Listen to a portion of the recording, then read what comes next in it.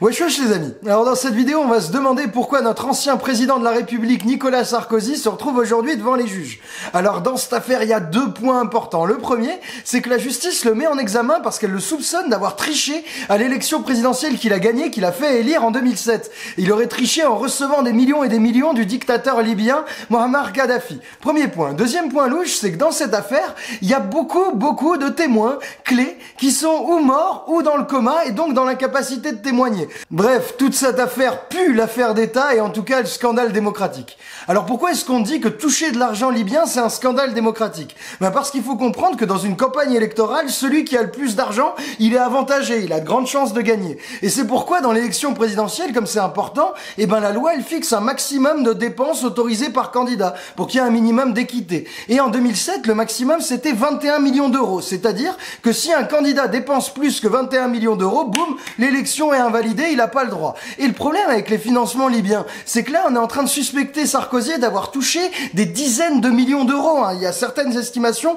qui disent qu'il a touché 50 millions d'euros. Et c'est des millions d'euros en plus du plafond. Des millions qui sont pas déclarés, pas comptabilisés. Du coup, c'est une énorme tricherie qui aurait complètement faussé la donne de la campagne présidentielle de 2007. Pourquoi on soupçonne Sarkozy d'avoir triché? C'est parce que, d'après un rapport de police, il y a beaucoup de témoignages de la part de militants de la campagne de Sarko en 2007 qui montrent qu'il y avait des enveloppes de cash qui circulaient. C'était des enveloppes de quelques milliers d'euros qu'on donnait aux gens, ou en complément de salaire, ou en prime de fin de campagne. Donc, il y avait du cash non déclaré qui fait péter le plafond. Premier élément grave. Et il y a un autre élément méga louche, ça c'est Claude Guéant, le numéro 2 de Sarkozy et directeur de campagne en 2007. Ce mec, tout seul, il loue, juste pendant le temps de la campagne, un énorme coffre-fort à la BNP. C'est un coffre-fort où tu peux te tenir debout, donc c'est méga fat. Et comment il se justifie quand la justice lui demande? Il dit, c'était pour garder en sécurité les discours de Sarkozy.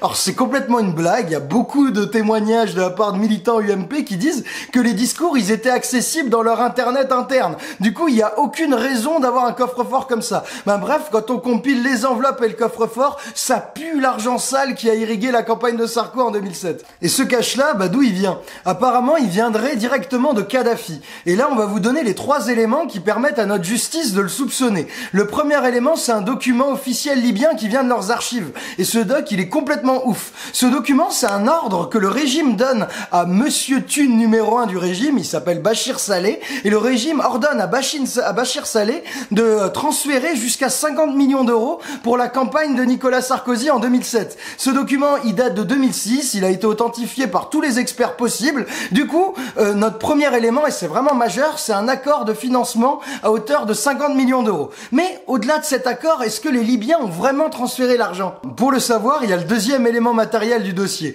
Là, c'est les carnets de Monsieur Thune numéro 2 du régime, Choukri Ghanem. Dans son carnet, en avril 2007, il note que 6 millions et demi ont bien été envoyés au clan Sarkozy. Donc ça veut dire que sur les 50 millions de l'accord, on a déjà la trace d'au moins 6 millions et demi qui sont parvenus à Sarkozy.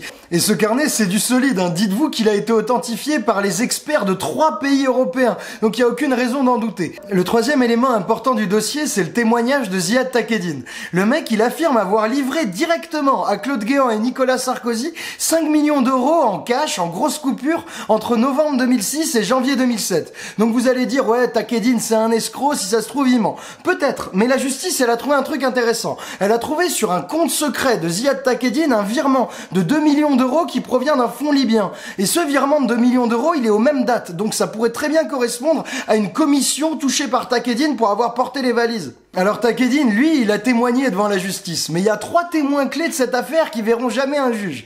Parce que, ou ils sont dans le coma, ou ils sont morts, et quand on vous racontera comment, vous verrez comme ça pue.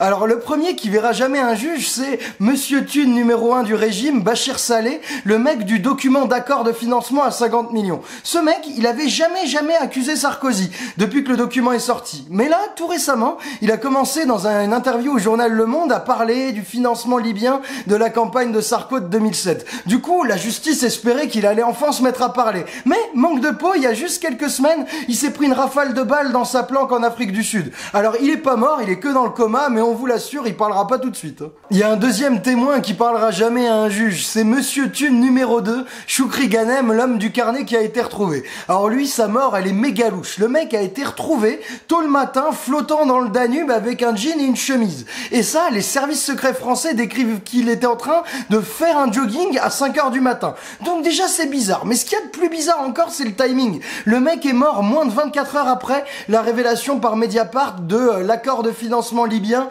à hauteur de 50 millions. Alors on n'est pas les seuls à trouver ça bizarre, hein. Il y a les révélations de documents de Wikileaks qui montrent que les Ricains aussi qualifient sa mort de hautement suspecte. Donc on sait pas à quel point c'est suspect, mais dans tous les cas, il fait pas bon être Monsieur Thune en Libye. Enfin, il y a un troisième mec qui pourra pas témoigner. Le mec, c'est Al-Bishari, un anti-kadhafiste notoire qui, pendant la guerre en Libye, par chance, il arrive à trouver les cassettes d'enregistrement de Kadhafi. Parce que Kadhafi, il enregistrait ses conversations avec les dirigeants étrangers. Du coup, dans ces cassettes, il se dit, ah, il y a peut-être des enregistrements avec Sarkozy ou son clan qui parlent des financements libyens de la campagne. Il se dit qu'il va les vendre à la France. Il contacte les services secrets français et quelques jours après, il meurt. Il meurt de quoi? Il a 37 ans et il meurt d'une crise de diabète foudroyante.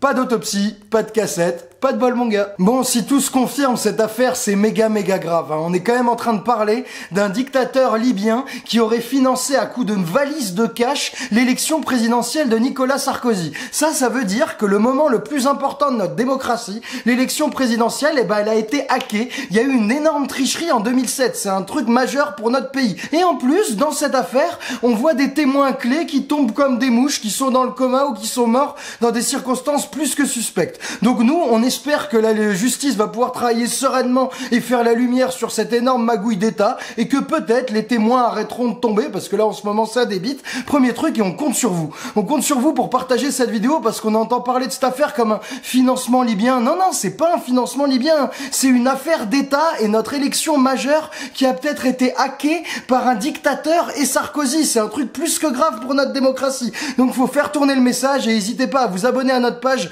si vous voulez suivre les développements de cette affaire ou des autres magouilles. À bientôt les copains, ciao.